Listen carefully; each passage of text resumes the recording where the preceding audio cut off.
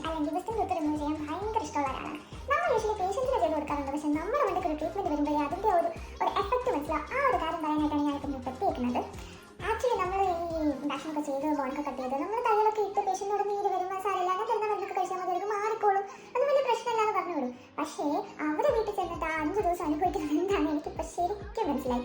ഒരു 3 ദിവസം മുന്നേ എനിക്ക് ഇതേപോലെ ഒരു ഇമ്പാക്ട് ഡേറ്റ് പുറകിലുണ്ടായിരുന്നു. എൻ്റെ സർജറി വാസ് ബെസ്റ്റ്. എനിക്ക് വേദന എടുത്തില്ല, procedure time it was like very good. പക്ഷേ ആഫ്റ്റർ ദ പ്രൊസീജിയർ അനുഭവിച്ചു. അത് കഴിഞ്ഞ് എനിക്ക് ഇത്ര നീര് വെച്ചു, നല്ല നീര് വെച്ചു, മീൻസ് നല്ല നീര് വെച്ചു. ഞാൻ ഫോട്ടോസ് ആഡ് ചെയ്യാം, നന്നായിട്ട് നീര് വെച്ചു.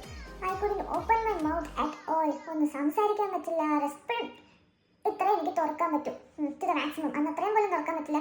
3 ദിവസം ഞാൻ ഷേക്ക് മാത്രം കുടിച്ചാൽ ചോദിച്ചുകൊണ്ടിരിക്കുന്നത്. ഇപ്പോഴായാലും എനിക്ക് കഴിക്കാൻ പറ്റില്ല, നല്ല പെയിനുണ്ട്, ഒരു ഇരട്ട് മെഡിസിൻസ് ഉണ്ട്.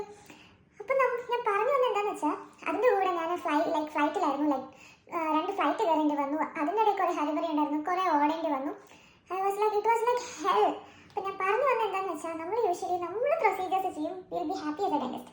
ബട്ട് നമ്മൾ വേറെ ഒരാൾക്ക് ചെയ്യുമ്പോൾ എനിക്കിപ്പോൾ മനസ്സിലായെന്ന് വെച്ചാൽ നമ്മൾ പണ്ട് പഠിച്ചിട്ടുണ്ട് മെഡിസിൻ ഉണ്ടാക്കുന്നത്.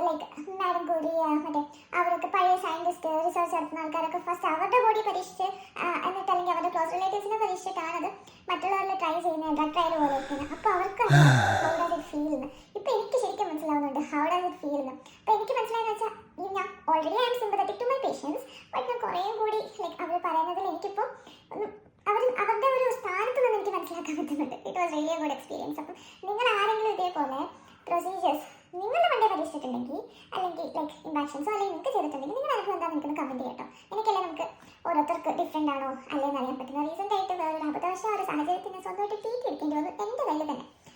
അതിലും വലിയ വേറൊരു എക്സ്പീരിയൻസ് ആയിരുന്നു. അപ്പോൾ നിങ്ങൾ എന്തെങ്കിലും ഇതേപോലെ നിങ്ങളുടെ ദേഹത്ത് പരീക്ഷിച്ചിട്ടുണ്ടെങ്കിൽ കമൻറ്റ്